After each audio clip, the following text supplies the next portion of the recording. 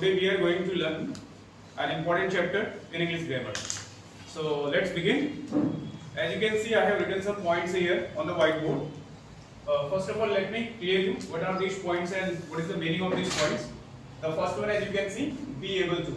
Be able to means Samarth. Samarth means हम किसी काम को करने में सक्षम है, समर्थ है, capable है. Here I have written be. Don't get confused about be. Be, it has its present, past and future forms. In present we call it means the form, present form of be are, is, am, are. In past was and were, and in future will be. So here we don't have to write be everywhere. We have to write its form. If your sentence is in present tense, then in place of be you will write is, am, are. And if your sentence is in past tense, then you will write was and were. If your sentence is in future tense, you will write will be. Where to use is, where to use am, where to use are, already we have told you. Am is used with I, is used with all the singular nouns, and are is used with all the plural nouns.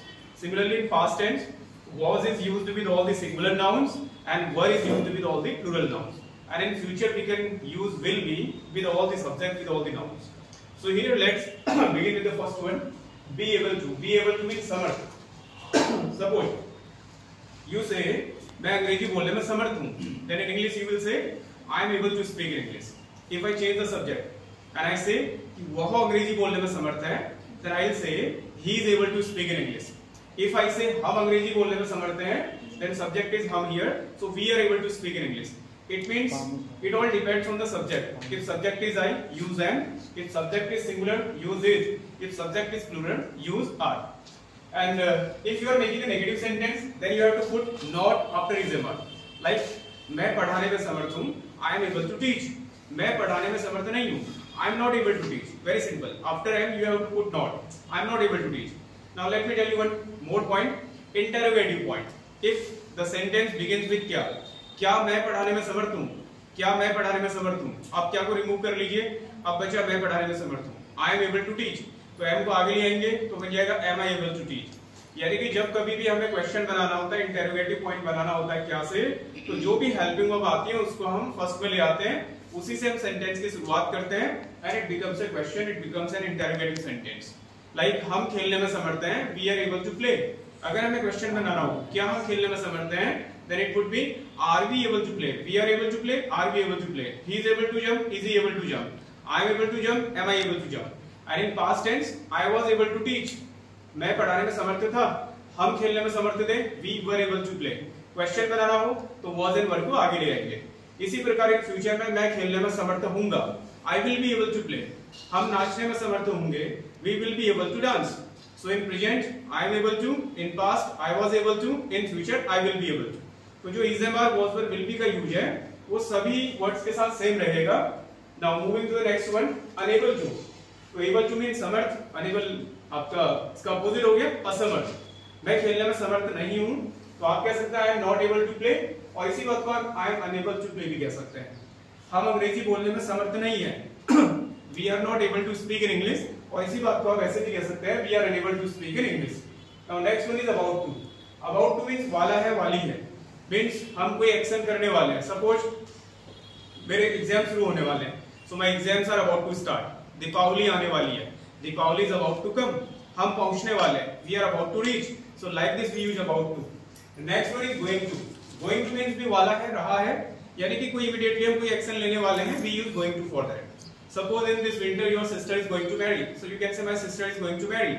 आप कोई business शुरू करने वाले हैं, you can say I am going to start a new business. मैं अपना एक YouTube channel start करने वाला हूँ, I am going to start my YouTube channel. मैं 1 मिलियन सब्सक्राइबर कंप्लीट करने वाला हूँ, I am going to complete 1 million subscriber.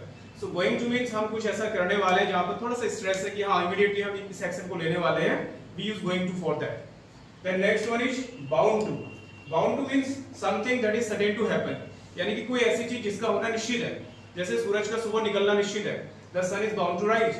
सूरज का अस्त होना निश्चित है, the sun is bound to set.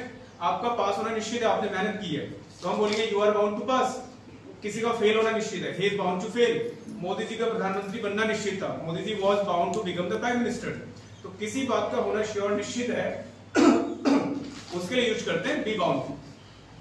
Now moving to the next one, likely to. It means किसी चीज के होने की काफी हद तक संभावना है, for example the weather is cloudy today, it's cloudy, बादल लगे और हमें लग रहा है कि बारिश होने की संभावना है, then we can say it is likely to rain today. आपकी फर्स्ट आने की संभावना है, आपने बहुत अच्छा काम किया, you have done really nice work, you are likely to come first. हमें देर होने की संभावना है because we are late, so we are likely to get late. Modi ji की फिर से प्रधानमंत्री बनने की संभावना है, Modi ji is likely to become the prime minister again. तो किसी बात की संभावना के लिए हम यूज करते हैं likely to. Then next one is be suppose to, यानी कि किसी से हमें कोई एक्सपेक्टेशन होती है। सपोज आज आपका बर्थडे है, हमने कहा today you are suppose to give us party, या कोई अच्छा डांस कर लेता है, you are suppose to dance today, India is suppose to win the match. तो किसी से कोई एक्सपेक्टेशन है, कोई होप है कि हाँ वो व्यक्ति ऐसा करेगा, then we use suppose to. Next one is always plus V4। V4 use होता है ING फॉर्म, तो ऑलवेज के साथ ING फॉर्म यूज करेंगे जब हम इस तरीके के सेंटेंस बनाते हैं। फॉर एग्जांपल, वो हमेशा खेलते रहता है, ही इज ऑलवेज प्लेइंग, आप हमेशा चिल्लाते रहते हैं, यू आर ऑलवेज शाउटिंग, वो हमेशा हिंदी में बोलता रहता है। सपोज आप लोग हमेशा हिंदी में बोलते रहते हैं, तो मैं आपको इंस्ट्रक्शन दे रहा हूं कि आप तो हमेशा हिंदी में बोलते रहते हैं, आप इंग्लिश कैसे सीखोगे? Then I will say you are always talking in Hindi. How will you learn English? You are always talking in Hindi.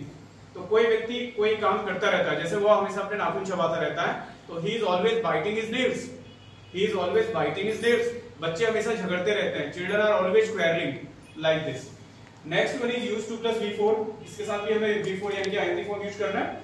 Used to means होता है किसी चीज का आदी होना, अभ्यस्त होना।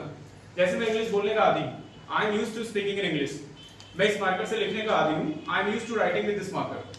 वह चाय पीने का आदी है, उसे चाय पीने की आदत है, he used to drinking T, हमें सुबह जल्दी उठने की आदत है, we are used to waking up early in the morning। आपको किसी चीज की हैबिट है, हैबिचुअल ऑफ है किसी चीज के, आपको आदत है, उसके लिए आप यूज करते हैं used to। Then next and last word is addicted to। addicted to means किसी चीज की आपको लत लग जाती है, एडिक्शन हो जाता है, उसके लिए यूज करते हैं addicted to। फॉर एग्जांपल, उसे पीने की लत है, he is addicted to drinking, उसे धूम्रपान की लत है, he is addicted to smoking, या बच्चों को आजकल मोबाइल की लत है, children are addicted to mobile। तो इस तरीके से जो भी मीनिंग है, मीनिंग अगर समर्थ तो उसके लिए एबल टू, असमर्थ अनेबल टू, वाला अबाउट टू, एंड वाला रहा इमीडिएट एक्शन के लिए गोइंग टू, कोई काम का होना निश्चित है बाउंड टू, किसी काम की पॉसिबिलिटी है लाइकली टू, उम्मीद है सपोज टू, और कोई काम हम हमेशा करते रहते हैं ऑलवेज के साथ ING फॉर्म, किसी चीज की आदत है यूज्ड टू के साथ ING फॉर्म, और किसी चीज की लत है तो एडिक्टेड टू के साथ ING फॉर्म हमें यूज करना है। कुछ एग्जांपल हमने यहाँ पर लिए, चलिए ट्राई करते हैं आप कितना समझ पाएंगे। नंबर 1 है, भारत चीन को हराने में असमर्थ है, भारत चीन को हराने में असमर्थ है। तो विल आंसर, चलिए Vishakha will try to answer. India is